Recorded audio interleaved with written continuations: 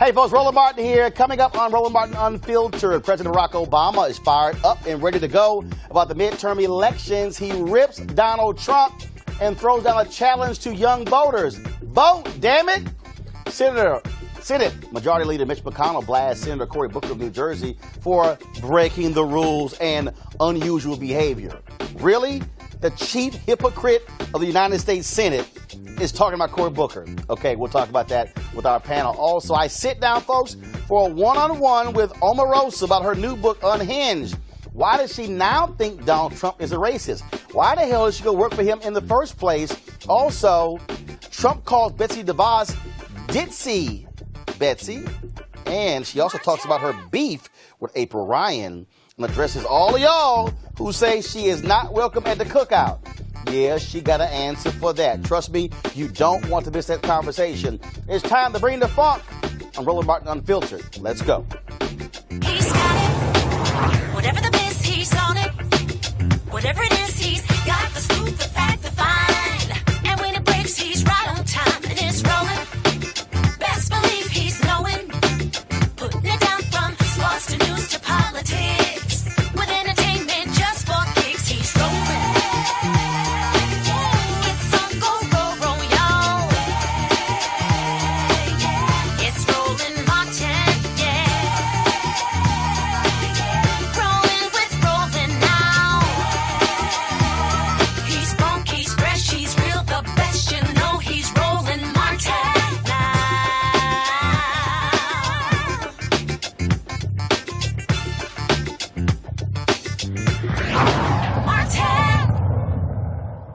All right, folks, now President Barack Obama getting in campaign mode today, speaking at the University of Illinois, Chicago, where he received an award for public service. Of course, his usual style, where, you know, he's not wild and crazy and nuts like a Donald Trump rally, but he did have some pointed things to say about the orange one. Over the past few decades, the politics of division and resentment and paranoia has unfortunately found a home in the Republican Party.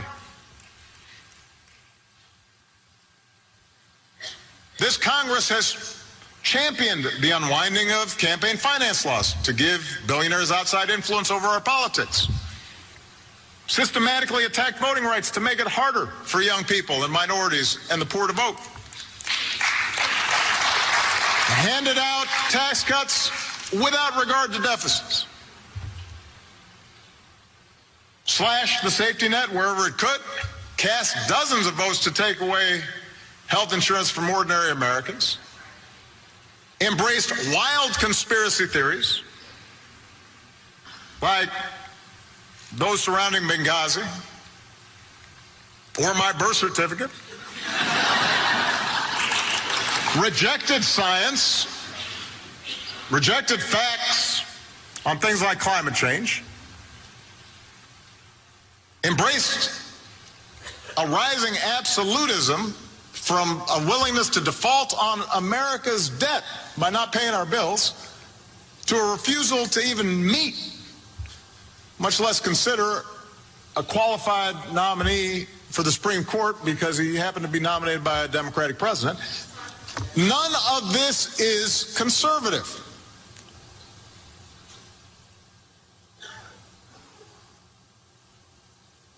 I don't mean to pretend I'm channeling Abraham Lincoln now, but that's not what he had in mind, I think, when he helped form the Republican Party. It's not conservative. It sure isn't normal. It's radical. It's a vision that says the protection of our power and those who back us is all that matters, even when it hurts the country. It's a vision that says the few who can afford high-priced lobbyists and unlimited campaign contributions set the agenda. And over the past 2 years, this vision is now nearing its logical conclusion. So that with Republicans in control of Congress and the White House, without any checks or balances whatsoever, they've provided another $1.5 trillion in tax cuts to people like me, who I promise don't need it, and don't even pretend to pay for them. It's supposed to be the party supposedly of fiscal conservatism. Suddenly, deficits do not matter. Even though just 2 years ago, when the deficit was lower, they said, I couldn't afford to help working families or seniors on Medicare because the deficit was an existential crisis. What changed? What changed? They're subsidizing corporate polluters with taxpayer dollars, allowing dishonest lenders to take advantage of veterans and students and consumers again. made it so that the only nation on earth to pull out of the global climate agreement, it's not North Korea, it's not Syria, it's not Russia or Saudi Arabia. It's us, the only country. There are a lot of countries in the world. We're the only ones.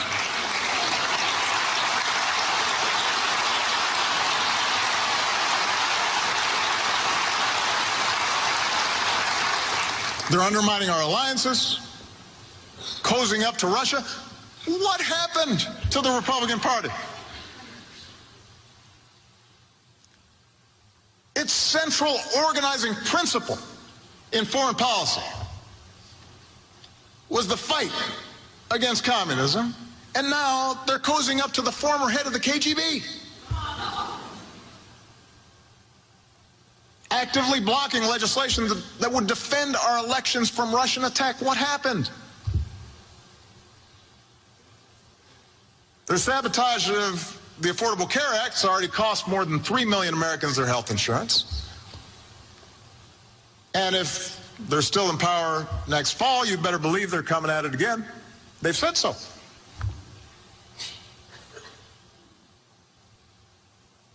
In a healthy democracy, there's some checks and balances on this kind of behavior, this kind of inconsistency. But right now, there's nothing.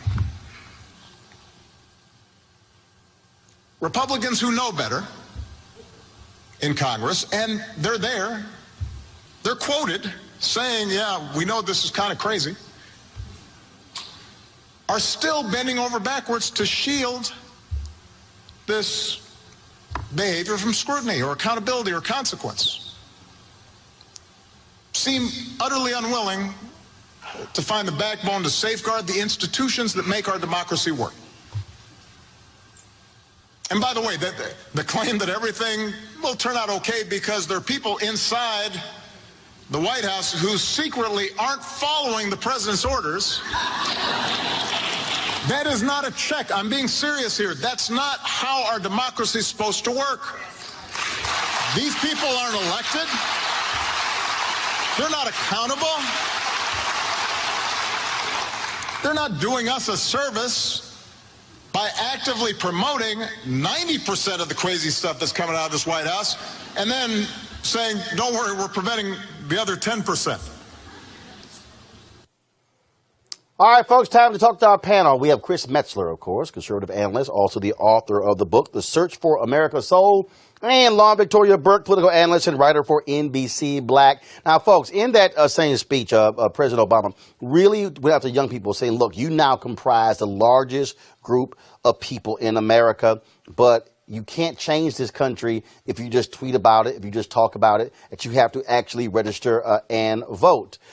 Just your initial thoughts about, his, some say, coming out party, if you will, for the 2018 midterms. He's said this before, this whole thing about young voters have to come out and vote. They did come out and vote. They voted for him. That's how he got into office. I don't know why. Well, in the speech he said in is on young 2014 voters. midterms, they did. In the speech he said, the 2014 midterms, 1 out of 5 young voters voted. Right. Well, I mean, that's great. I think, though, that across the voting demographics, we can pick out each group and target them and say that everybody needs to vote. We're seeing every sign right now that the midterms, we're going to see some sort of a surge. We saw a record number in Florida when Andrew Gillum won. So I'm not sure why he's targeting young voters in particular. I'm also, even though I think his historiography is absolutely correct, obviously everything he just said about Donald Trump is correct. We know that Donald Trump is dangerous and scary. We understand all that, but it is interesting to hear him bring up tax cuts, given that he agreed to extend the Bush tax cuts twice in late 2010. After the 2010 midterms, when Democrats got pummeled. Late 2010 and then early 2013. So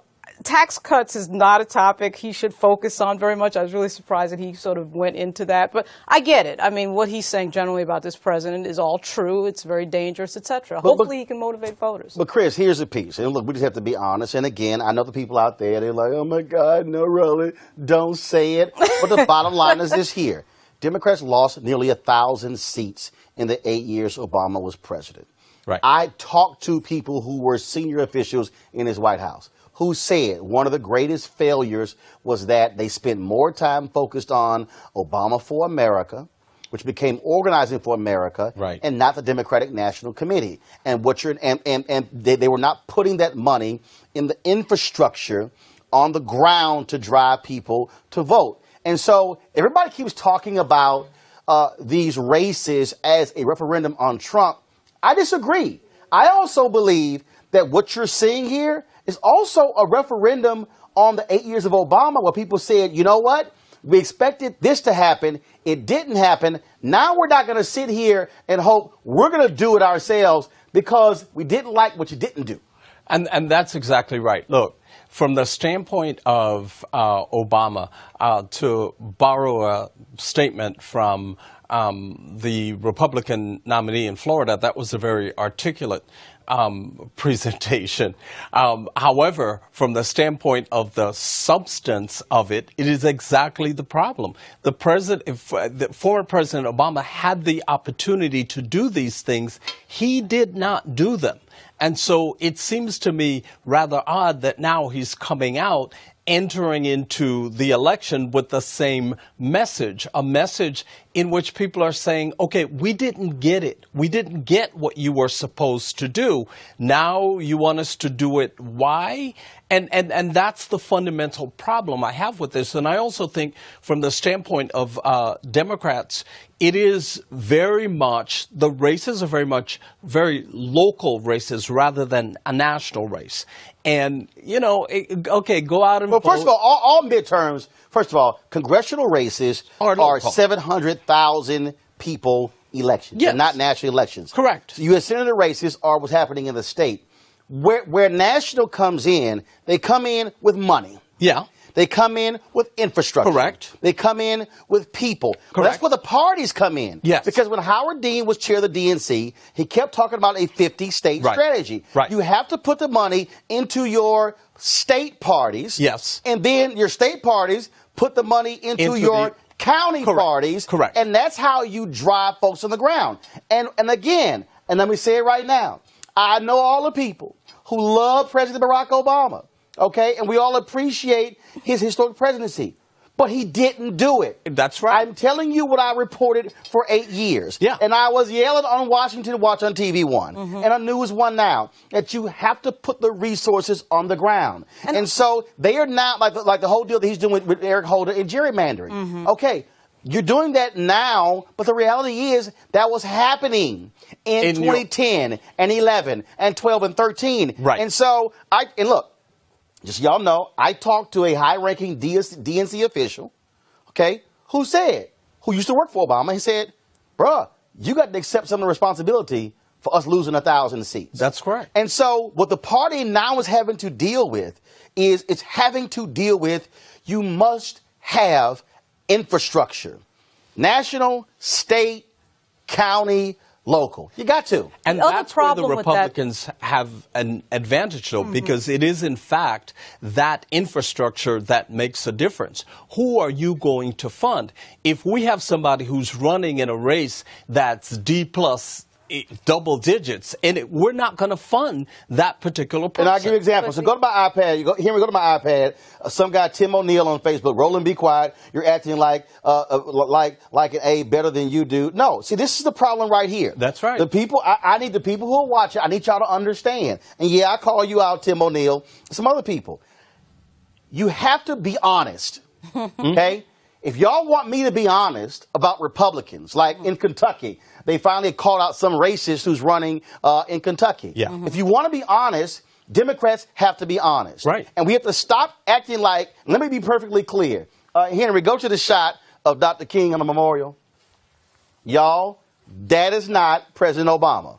Okay? We have to stop acting like we can't speak critically of what he didn't do and the party didn't do. Correct. They are having to right the wrongs today of a bad party infrastructure.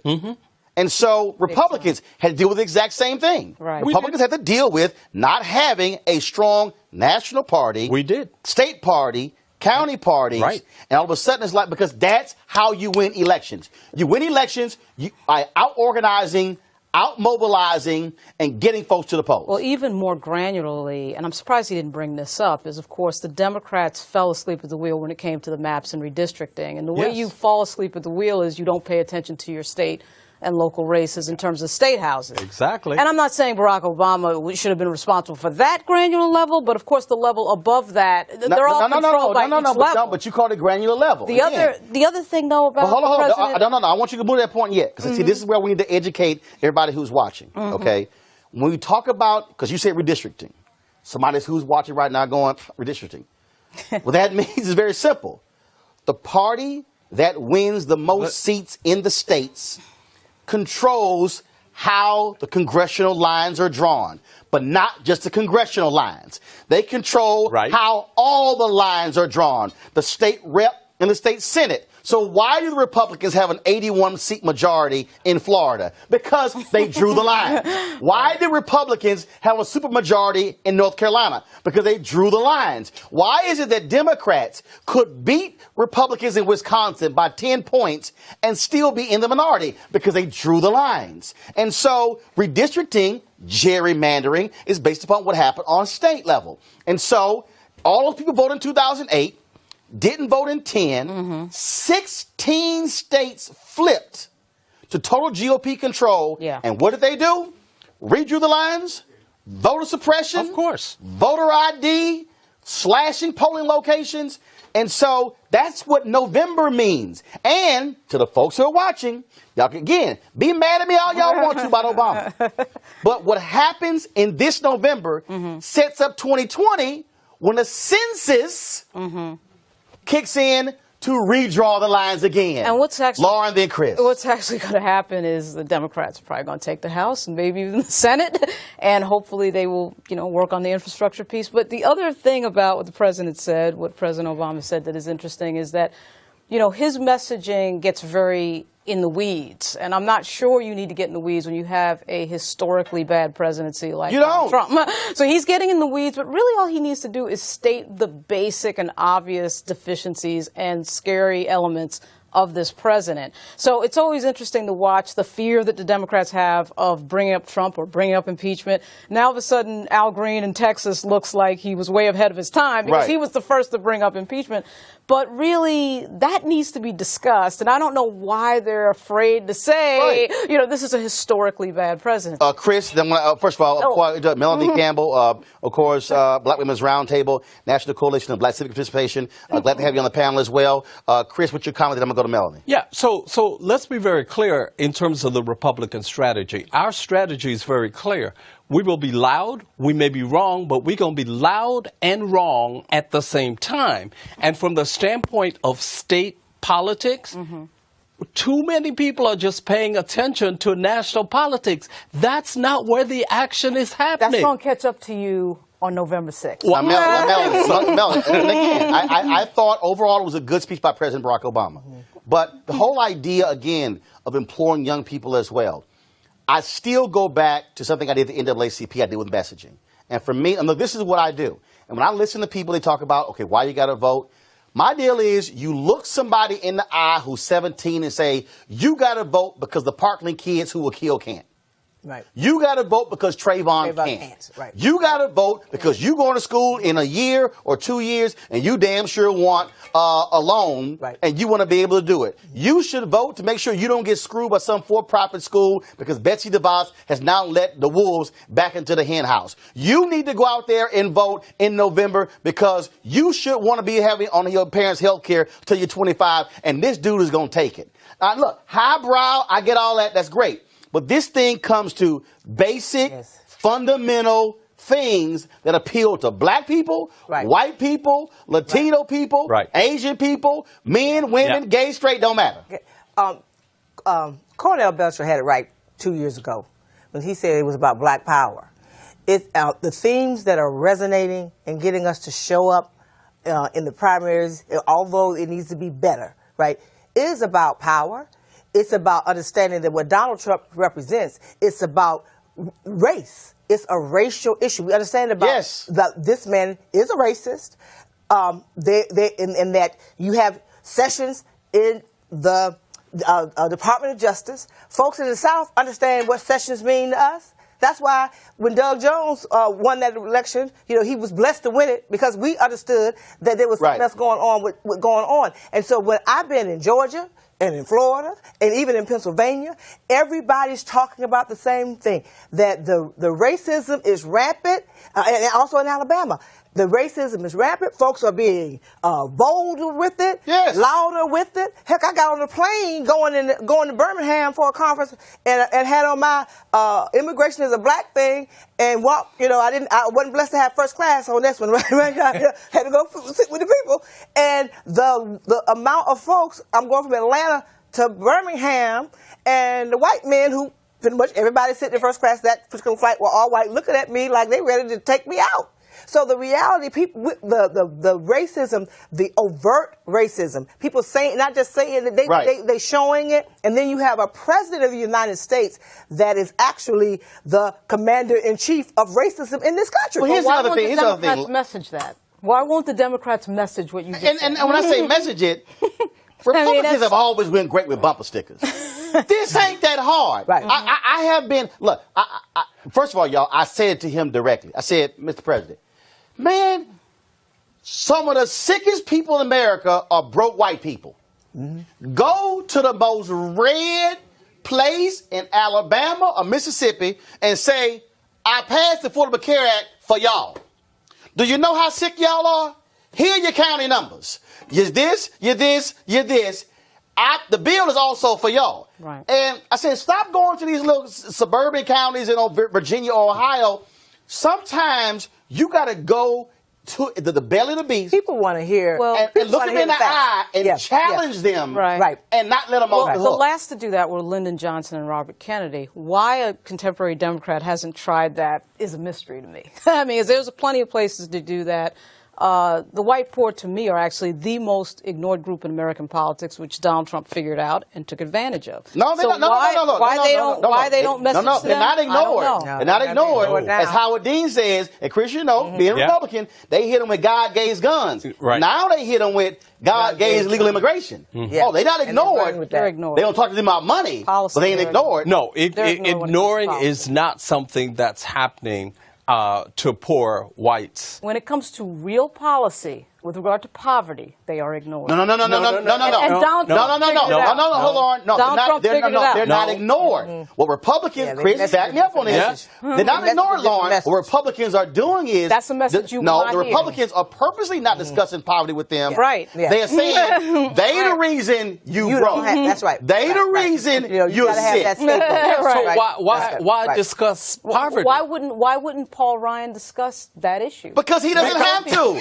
He knows if I hit him with legal immigration, I got him. I ain't going to discuss poverty with him because they're not going to vote for him. He didn't have to, but I think Donald Trump sort of unlocked something there, didn't he? Now they may in fact talk about they won't. No, they won't. Ain't gonna happen. No, they won't. Yeah. Donald Trump hit the illegal immigration button. I mean, they're playing Southern strategy. We know that. No. We know they're playing Southern strategy. But they playing 50 state strategy. No, they're playing race politics. Right, that's Southern strategy.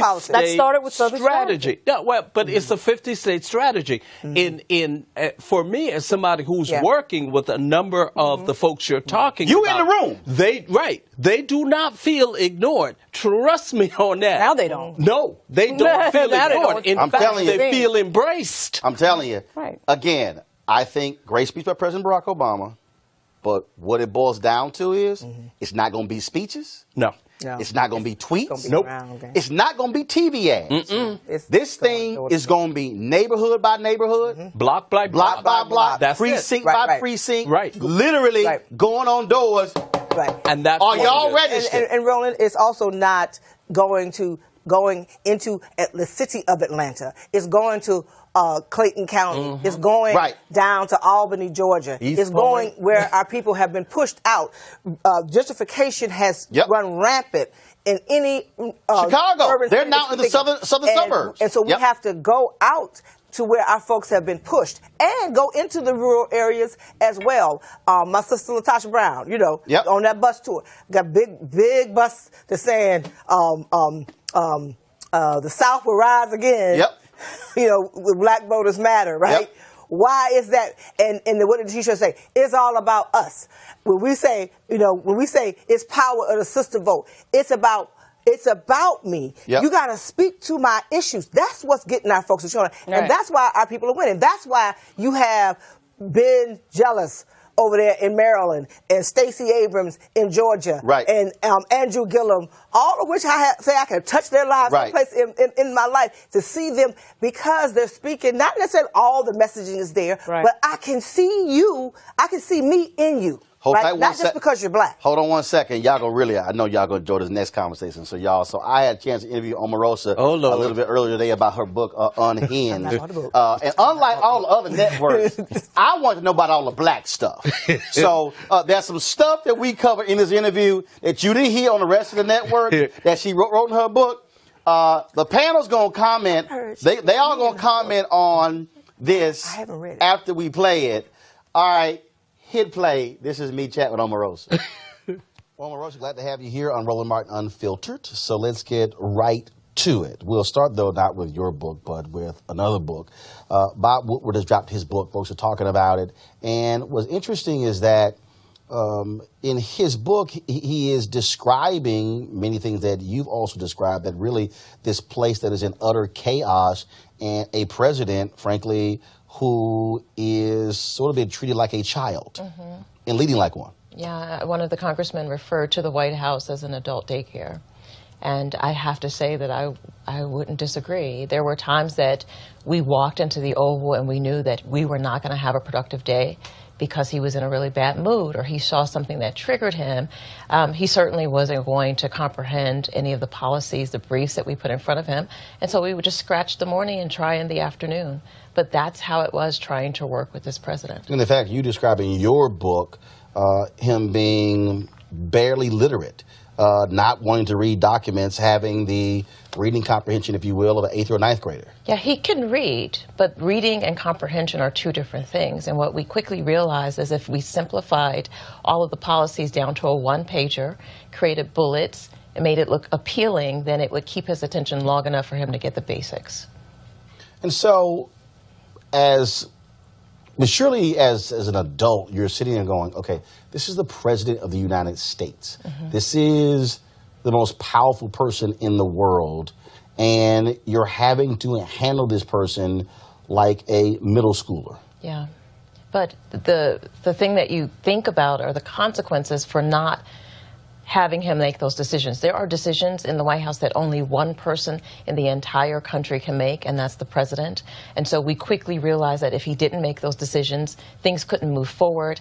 I realize now when Woodward talks about how Rob Porter would remove documents or move documents, why some of the documents had to be auto-penned. Some things can be auto-penned, but there were things that needed his signature that we would just wait and delay, which would delay funds, which would delay things going to the Hill, and would delay advancing our agenda. So, looking at that, your thoughts about the anonymous post or column in the New York Times. Folks are saying that person, if they believe that way, they should just quit. Others say that they are doing a disservice to Trump. He's called it treason. How would you assess that person who wrote that piece? I would say that it's very important to have adults in the room. It's important to have people who have had prior service in the government around him. We could all quit and protest. Who would be left to run the government? And a lot of that was what I processed while I was there. You can see that a lot of the administration officials battled with, do we stay and try to right the ship, or do we jump off the side of the ship and just leave it to crash into an iceberg? That's really what we were faced with. And I think that the person who's decided to remain, to stay and try to right the ship, you know, people are going to villainize them. I would say it takes courage to stay in that White House. It is one of the most toxic environments I've ever worked in. So the question is, why did you even go along with the campaign, go work for him? In the book you say, during the campaign, you said, he's not a racist, he's racial, and you base that upon how he treated you. Yeah, 15 years. Yet you hear the comments, we hear the Access Hollywood tape, we see how the bullying tactics at rallies. We saw all of that. I've been using the hashtag "We tried to tell you," meaning black folks should try to tell everybody. 94% of black women, 85% of black men did not vote for this man. We tried to tell you. And so why did you, as somebody who was supporting Hillary Clinton, even go work for him and campaign for him and champion him to be president? Oh my gosh, I'm going to get in a lot of trouble saying this, but I think you'll appreciate it. I had worked in the Clinton White House, and I hate to use this term, Roland, but I'm just going to use it because it's authentic. I had become desensitized to a president behaving badly because I was in the White House during the impeachment process for Clinton. That's not justifying it. I'm just being transparent. By the time I get to, the experience that I described with the Clintons, as you know, I worked for Ready for Hillary, trying to raise money for her. And what she did with Clinton and all of the black staffers who had been loyal, not hiring them, taking one staffer. By that point, I was disenchanted with the Clintons. And when Donald called and said he needed my help, I thought, what harm would there be to help my friend? And I did describe it clearly in the book as a friend helping a friend. But did you also think he wasn't going to win? So it's like, what the hell? I say that. I mean, it's true. I thought there's no way that Donald will beat George Bush, Ted Cruz, Ruby, all these people with tremendous amount of experience, donors, money, messaging, momentum, relationship with the media.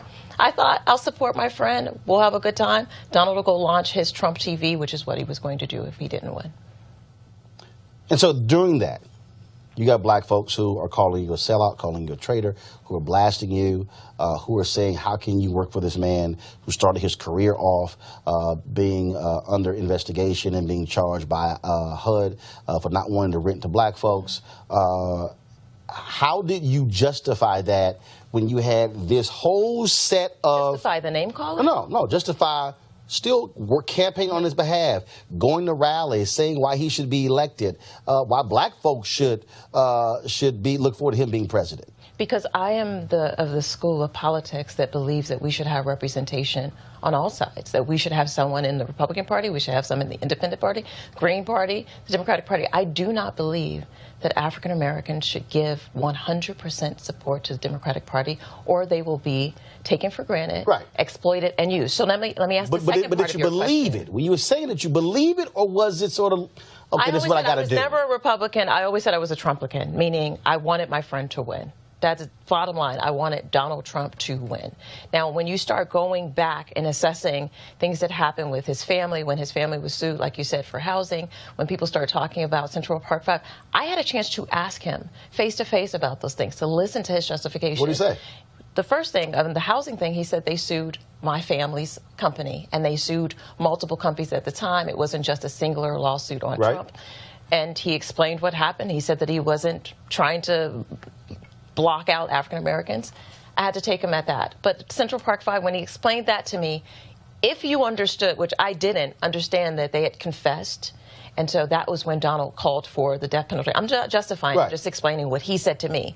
He said once they confess, that's when he went after them. But during the campaign, though, first of all, after they had been exonerated, settlement paid, he was asked, he said, I still stand by it. That was last year while we were in the White House. He stood by it, even with DNA. And I said, are you crazy? There's DNA evidence that shows that they did not do this. And he still said, I believe they were guilty, which is when I came to realize that it wasn't just him processing the information wrong. There was something serious and wrong with Donald Trump. Do you believe that he flat out, he says things, and part of his attitude is, I will never apologize. I will never backtrack. Yet he loves to demand apologies from other people. Yeah, Donald Trump never apologizes. That is his MO. That is something that he is committed to in life, that he believes is a sign of weakness, so he will never, ever apologize. Which I think makes him look more weak. It doesn't make him look strong. So you believe that excerpt in the Bob Woodward book where he says that was the worst effing speech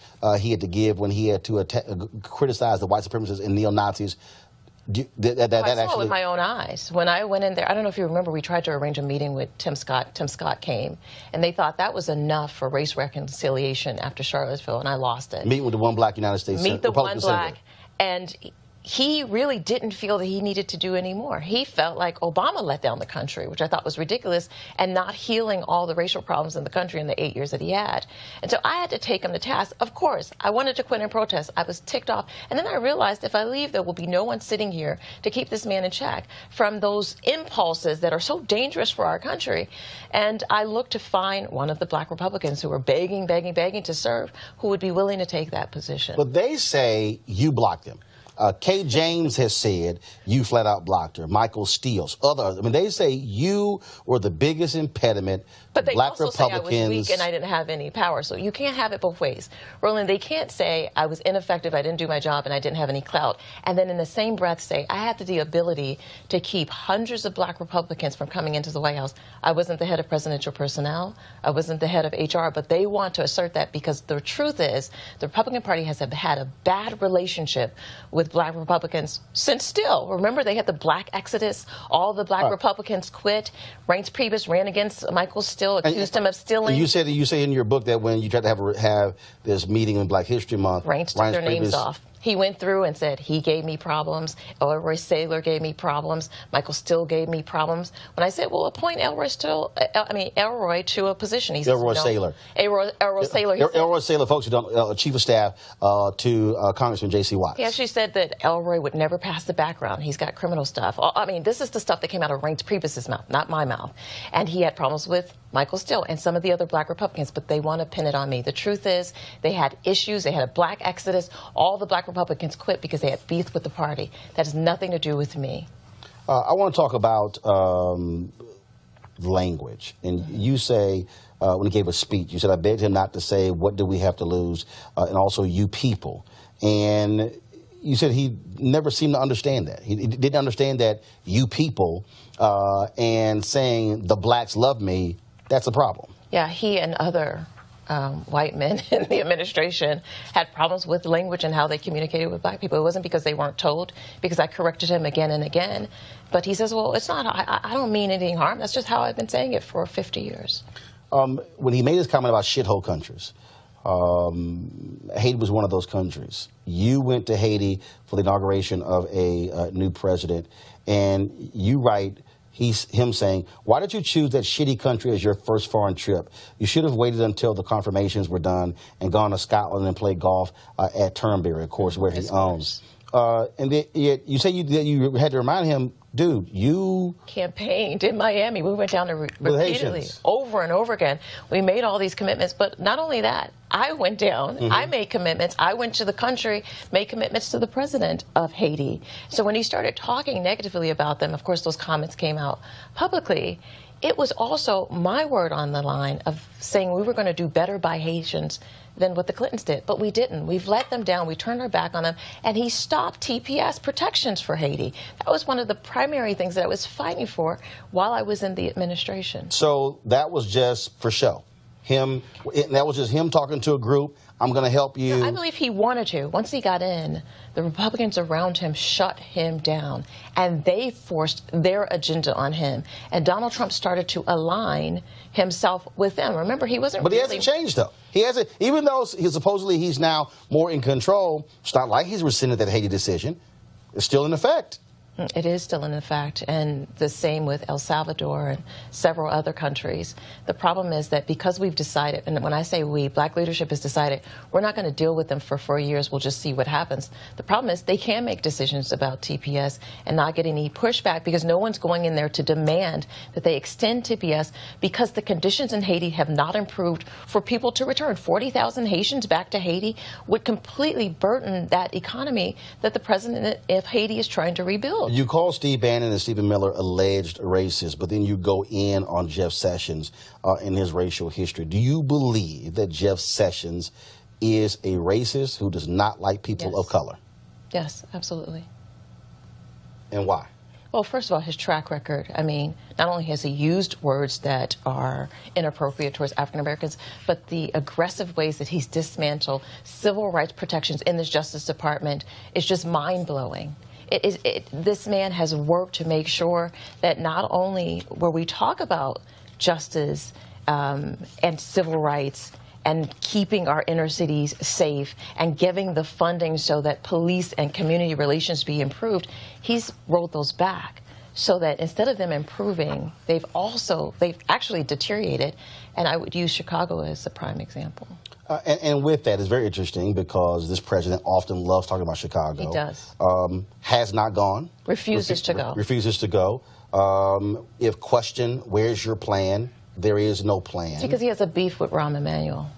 It's really as simple as that. That's why also Puerto Rico's suffering, because he had an argument with the mayor of San Juan. So damn the people. These petty arguments are keeping people from getting the help that they need. So you're saying that the reason for him saying he did a great job in Puerto Rico, we now know upwards of 3,000 folks died. I mean, just the numbers there are just incredible. More people who died there than died in 9/11. He still says we did a great job. Yeah, because he thinks that if he says it, then so it's true. He just made a statement: don't believe what you see, only believe what you hear from me. And that's because he has this cult following, a cult of personality that will actually believe the things that are coming out of his mouth. You talked about the work that you did and what you were and the black folks you were trying to help. One of the big issues, obviously, was HBCUs, and you took lots of fire for that. The presidents went there, the photo they took in the Oval Office, and do you believe that, based upon, again, what you've written here, that was the one area you were able to at least do something while you were there? I did a lot with HBCUs. One example is getting year-round Pell Grants. The Obama administration decided to cut Pell Grants for the summer. As you know, HBCUs suffer during the summer without having the proper funding. Went to Mick Mulvaney and lobbied and fought for that. And that was one of the things I was most proud of. But also bringing the 100 HBCU students to Washington and allowing them to see government up close and personal firsthand. Mind you, I did that with no staff, Roland. Remember, Valerie Jarrett had 14 people working in her office. She had a fiefdom.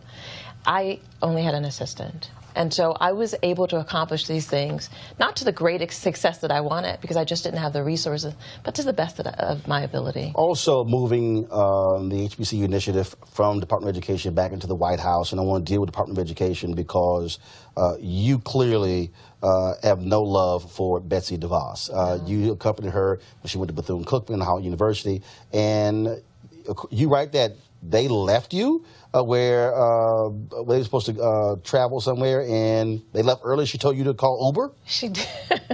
She did. We had just faced protesters, and people were very angry and very aggressive and wanted to get violent with us.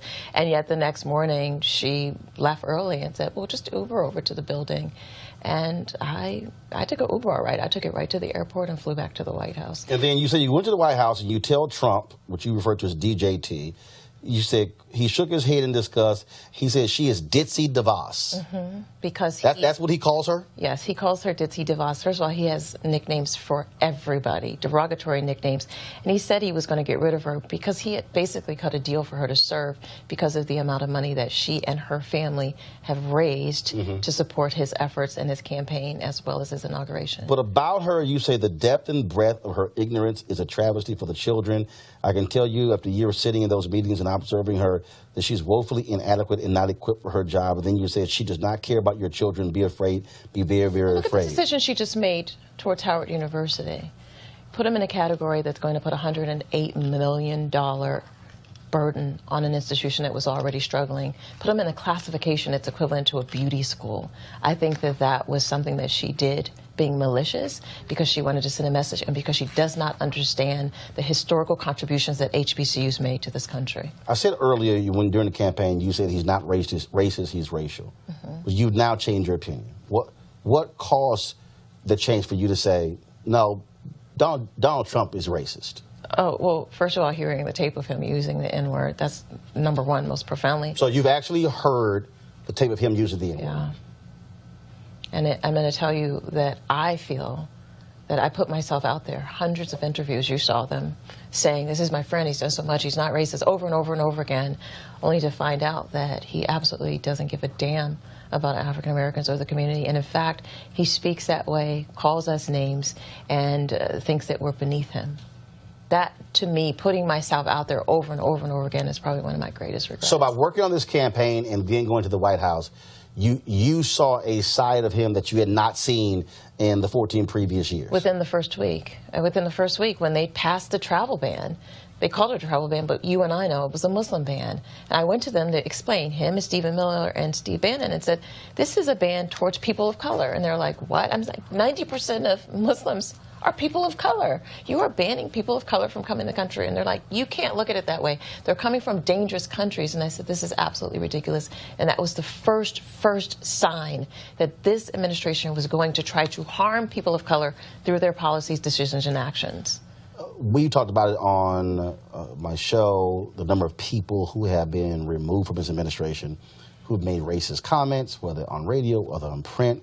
Why do you think folks who are racist are very comfortable in this administration? They're very comfortable because there is a dog whistle that goes out to let them know it's now safe to say whatever you want to say.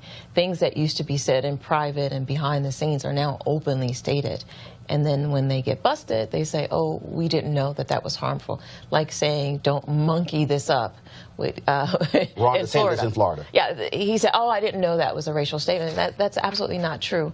Donald Trump has set an environment that's conducive for these folks to show their true colors. And their true colors are that they do not care about people of color, and they are not trying to advance any agenda that will build unity in this country. You're a person of faith. What do you say to white evangelicals, white conservative evangelicals who say nothing, who, when he makes his comments, they do nothing? I've challenged Paula White, and I've said... You personally challenged? I challenged her in a commentary. I sent her an email. She said her comment was, when she gave it, she was talking to one of the television shows, and I blasted her. She said the comments were taken out of context. She says, you know, she and I will talk when she got back. I emailed her, and I said, okay, let's do it. And then as we've exchanged, I've texted her and exchanged emails. And my deal to her is, I want to sit down. I want her to come sit down with me, because for somebody who, frankly, has gained her popularity from preaching to black people, leading a diverse church, an African-American church there in Florida, I believe she owes black folks an explanation as someone who's leading his council. And so... She is the leading deciding factor on faith in our administration. And, you know, I talk in the book and wonder, why did he put her in a position where she could make these decisions? She literally would come into our office in the Office of Public Liaison and tell Ginny Corn and other staffers, this is what we're going to do with faith. But she let me carve out black faith just for myself. Meanwhile, she was making decisions for the evangelicals to advance their agenda. So when you see them say nothing, you see them not even decry him when he makes the Charlottesville comment, are they in essence co-signing and saying, fine, as long as you give us right-wing conservative judges, you can do whatever you want? They have made that agreement. In fact, in the ministers' meeting that we got blasted for having, I don't remember the... Oh, no, I remember when Pastor Parsons couldn't answer any of my questions as to what was discussed in the meeting. In the ministers' meeting, they basically made a pact that they would hand over their pulpits so that Donald Trump could advance his political agenda as long as he gave them what they wanted. Every single element of their evangelical agenda will be delivered in this administration. You write in the book about not protecting, or need to protect yourself.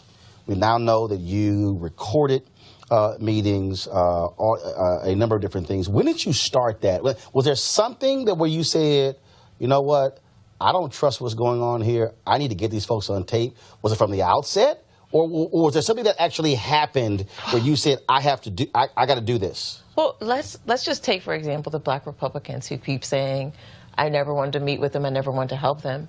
If I didn't have those recordings of calls of them trying to get them to send candidates so that we could recruit them for positions in the agencies and the administration, people would believe that. If I didn't record General Kelly locking me in the Situation Room, threatening me, and telling me that things were going to get ugly for me, and that there could be damage to my reputation, no one would believe me. But that's so important, Roland. But something has to precipitate that. So, I mean, when I was in Fort Worth, and I knew in Texas it was one-party consent, and if I got called into my editor's office, I could tell based upon the tone, I was like, you know what, I got my tape recorder, let's see how this goes. So was there something that precipitated that where you said, every meeting I go into, I got to record every meeting? Was there a conversation? Did something happen where you say, I better protect my back, and the way I'm going to do this is with a recording device. If you've ever read the book A Spook That Sat by the Door, you understand that as the only black person in the room, sometimes you're going to hear things that are so shocking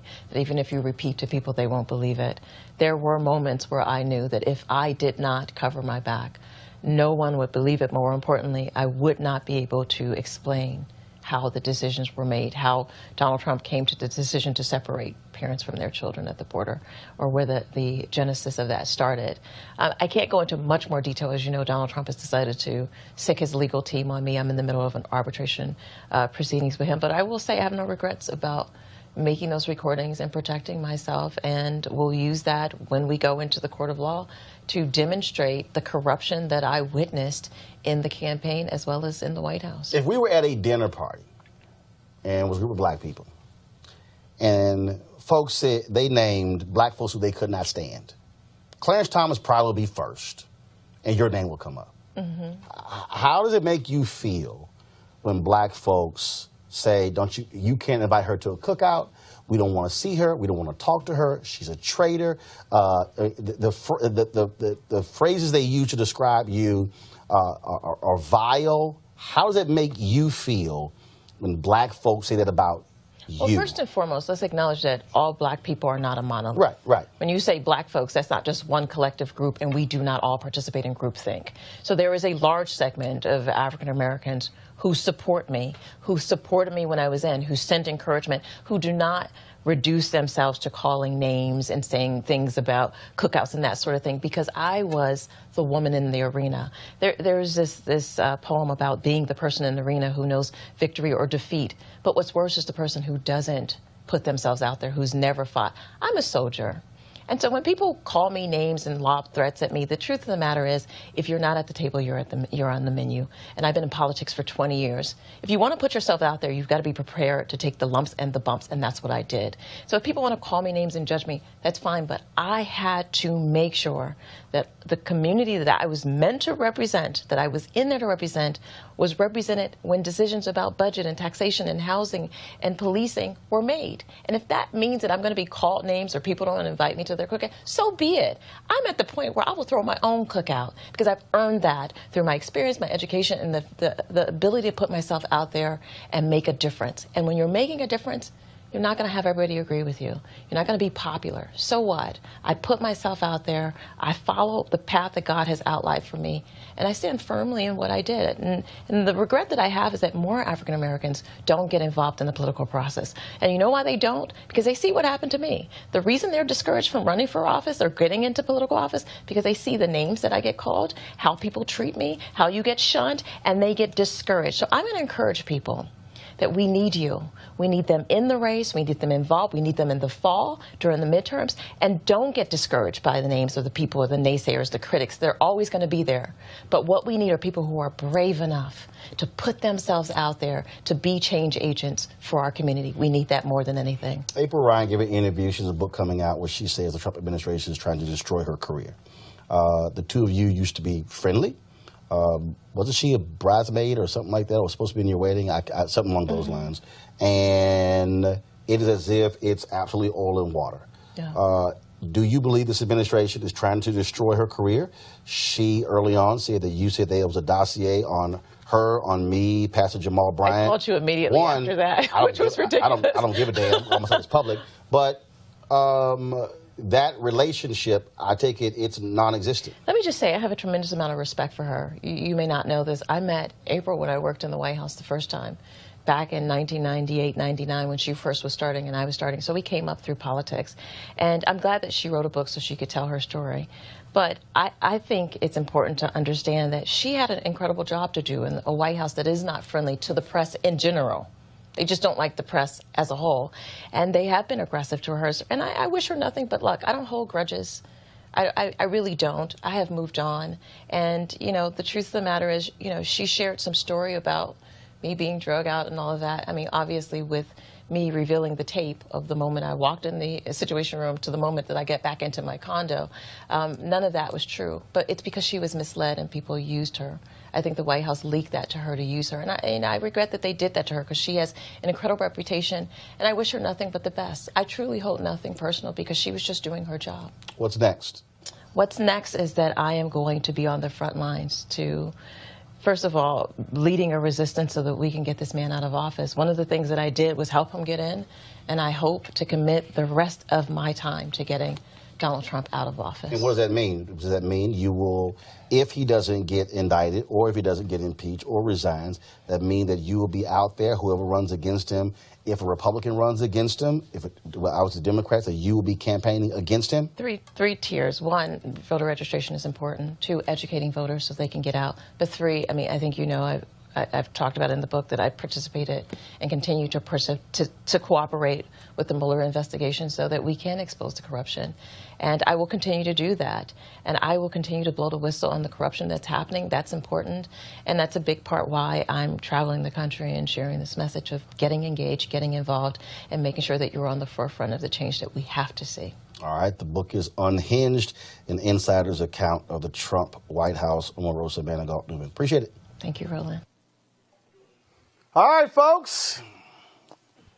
Chris Messner, you're a Republican. You are very familiar with Omarosa's tenure in this Trump White House. I know you got something to say.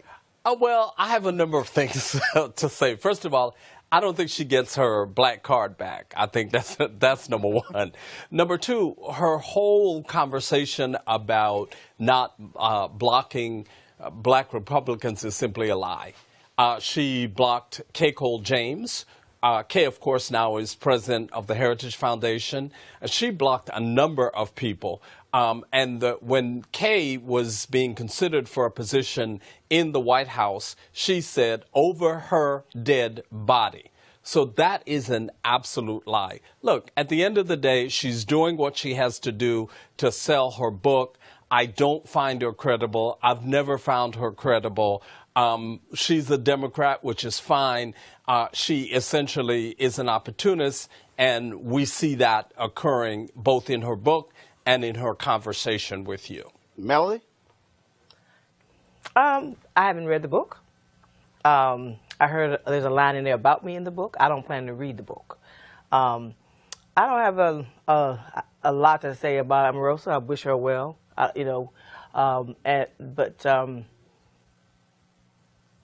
that's all I'm going to say about that. Lauren? You know, I really have nothing negative to say about Omarosa. They hired her. They knew she was a Democrat. They knew who Omarosa was. Like many of the people that they've hired in the White House, the level of expertise for that particular job wasn't there. I mean, and she's a survivor. She's somebody who she does her for her, which I actually kind of like, frankly. I mean, she's a player on the field. But when she was there, the two of us spoke a lot about HBCUs. That's where we kept the conversation. And I care about HBCUs a lot. And despite everything, I think she does too. I think she genuinely does. So I don't have a lot of negative energy to give Omarosa, to be honest with you. It is interesting. I mean, but to me, this White House, you are who you hire, you are who you surround yourself with. They hired her, and I don't know why anybody would be surprised at any of the results of any of their hires. Henry, go to my iPad. This is what the folks are saying on Facebook. They have been commenting like crazy, big time. Let's see here. Opportunists make a living off of opportunity. Girls, speak your mind. Hello. Omarosa is more relevant than many people. Spread love. Vote November 2018. Let your voice be heard. That's Milton Corbett. Mona Brown, you are a very savvy businesswoman, and we can't blame you for that. Danny Stokes, Roland has the best conversations. Appreciate that, Danny. Let's see. Renee Lewis, I wish we would forgive the oppressor like we forgive each other. And then let's see. Alita says, I think she has learned her lesson. And just a couple of more. Brandon Lee, what the hell? So we got folks who are commenting. Matter of fact, let me just real quick. I know we're about to switch over, but let me try to. I'm gonna show Periscope some love. Let me try to get that going. And so that's also the beauty of us, of course, live streaming the show. We get to actually take advantage of all the comments from our folks and people who are on. So I'm trying to pull those up. So look, I read a significant part of the book, and the fact of the matter is there are a number of books out there. Major Garrett has a book coming out. Bob Woodward's book is out there. She has her book. I know Omarosa. I don't hate Omarosa. I don't despise Omarosa. The reality is that people you talk to all the time, the bottom line is, like I said before, this is about power. I don't care who you are. I don't care who you are. If there's somebody who you know, like she knew Donald Trump for 15 years, that person's running for president, and you know ain't there other many black people around, yo, I can jump to the head of the line. And very few people can actually say they work for a president of the United States. Right. That's what you got going on here. I do believe, being in that White House, seeing what was going on, it was cover your ass moment. And the idea to sit here, and I will agree with her. I do believe that if she did not have recordings. Oh, please, yeah. If she did not have recordings, they would have said she lied about how she got fired. Right. Because, and she is right. When she made the right move, she got fired. Rolling that tape. Huh? She made the right move rolling the tape during the Kelly discussion. I mean, you know, because they did tell April. April went out and reported that she tried to storm into the residency. They had to drag her out there, and she says, what was out there. And she said, I recorded the whole conversation from John Kelly walking in to me getting to my condo, and none of that said. And it verified once again that there's a bunch of liars in this White House. They will lie about anything. They will lie with impunity, and they will lie right to your face. The one thing I will say about it, and when it comes to Omarosa, when Donald Trump, called her out of her name, that's when you saw a lot of black women call her a dog. Yeah, right. I just didn't want to use that. It is what it is. David, the show's called Unfiltered. You can go ahead. You call her a dog. Right. There you go. That is when a lot of us did speak up, right, and say that no matter what, you're not going to call this sister out of her name. Right. And so, and again, it goes back to what we talked about earlier. It's about this level of vitriol with this president, and he brought her in there, and now she's a dog. It's like right, and so that I will say was unacceptable. Final comment. Yeah, my only thing Chris is Betzler. Crabs in a barrel, and that's the fundamental problem I have with Omarosa is crabs in a barrel. That's all I'm going to say. All right, then. We certainly want to thank Melanie, Chris Metzler, Lon Victoria Burke. Folks, this, of course, was the first week of Roland Martin Unfiltered. I want to thank all of you who've watched, who've tweeted, who've posted on Facebook. Don't forget, we also need your support. So if you can go to RolandMartinUnfiltered.com and join our Bring the Funk fan club, we would appreciate that because this is about having an independent voice speaking to our issues where other folks are not covering. There's no other daily news show in America on television, on broadcast or cable, that is speaking to our issues and our concerns. This is why me and my team wanted to launch this, because we're having conversations nobody else is having. I can tell you, even that Omarosa conversation, other folks who interviewed her didn't ask the issues about Haiti or HBCUs or Betsy DeVos like I did with her. And this is why we have to have our own platform and our own voice. So I need you to do a couple of things. First and foremost, don't forget it. This is over. If you missed parts of this, all you got to do is you can go back and immediately watch the broadcast on Facebook, on Periscope, or on YouTube. Second of all, share this. Send it out, share it, blast it out to your friends, all of your followers, so they can also see this as well. I also want you to join our YouTube page. If you haven't, liked us on Facebook and join the Periscope channel as well. And also set your live notifications, which allows us, every time we go live, you immediately are notified. It pops up like a text message, and then you can actually watch what is going on. This weekend, here's what's going to happen. We're going to actually broadcast all 4 shows back to back to back to back. On Saturday and Sunday, we'll be streaming them as well. Plus, yesterday's rally by the AME Church outside of the White House, our cameras were there. We were the only folks that were there. If we were not there, guess what? Didn't get covered. So we're going to actually stream the entire rally as well. Another reason why we have to own our own and control our own to tell our own story.